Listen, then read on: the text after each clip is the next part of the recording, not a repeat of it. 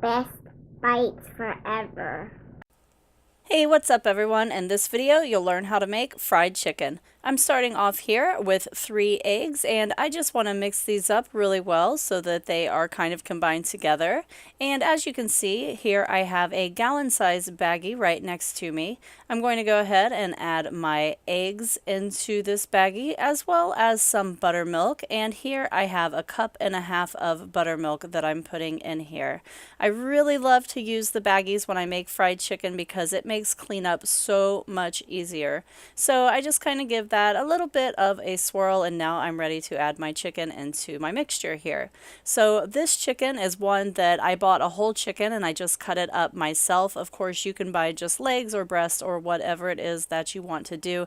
I do recommend that you keep the skin on for this though, because it's going to give you a juicier fried chicken in the end. I will also leave a link down below to how to cut up a whole chicken if you would like to learn how to do that. So I'm going to close this up and put it into my refrigerator inside of a pan. I'm going to let this soak for about an hour. I really want that buttermilk and the chicken to kind of hang out together because the buttermilk is going to make the chicken super, super tender and juicy. Don't skip this step if you have time. Give it about an hour in the fridge.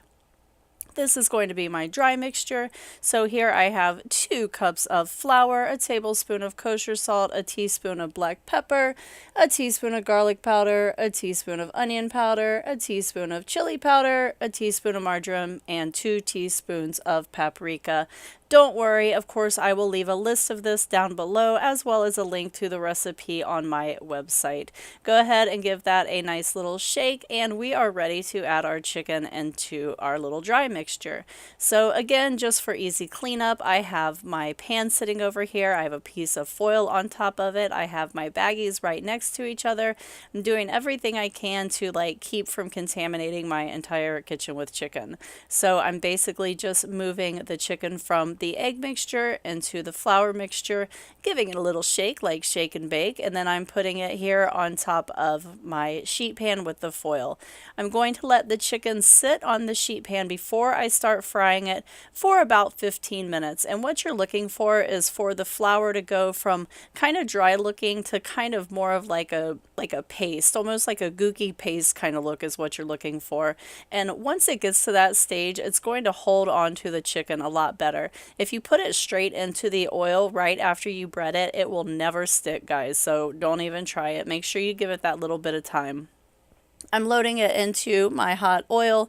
This is canola oil, and I have it at about 375 degrees. Depending on the size of the piece, they're going to take anywhere from 7 to 10 minutes, but you do want to make sure to flip them halfway through the cooking time and also test a couple of pieces along the way. You're looking for 165 degrees internal cooking temperature to make sure that your chicken is safe to eat.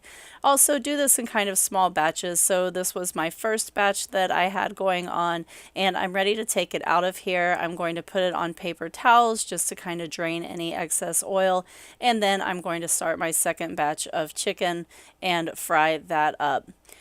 For this particular dinner, I decided to make chicken and waffles, so I am making waffles over here to the side also, and I will leave a recipe link to that down below. This was my plate up, and I hope you all enjoyed the recipe. Best bites forever.com.